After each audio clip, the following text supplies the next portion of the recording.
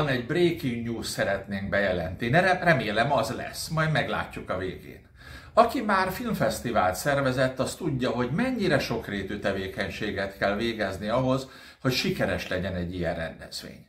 Idén is ezt tesszük, legalábbis megpróbáljuk, szeptember 24 és 27 között, tehát mától kezdődően megnyílik a Tony Curtis Nemzetközi Filmfesztivál.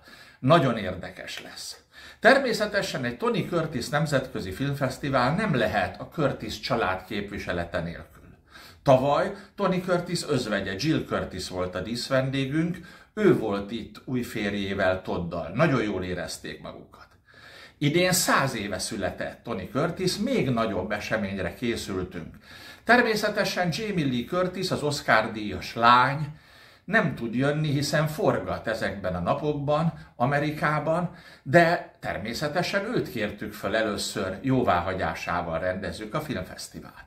Kelly, a legidősebb gyermek, Kelly Curtis, maga is színésznő, nagy örömmel jött volna. Már ott voltunk, hogy véglegesítjük az utazását, de sajnos egészségügyi problémái nem engedték meg.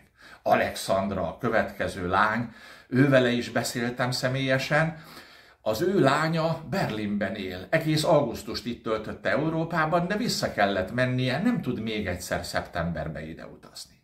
Allegra talán a legnagyobb entuziazmussal készült arra, hogy jöjjön. Már a repülőjegyet is megvettük számára, és fia, Tony Curtis unokája, Rafael számára. Sajnos egy egészségügyi probléma megint közbejött. Benjamin, az 5. élő Tony Curtis fiú, pedig más elfoglaltsága miatt nem jöhetett.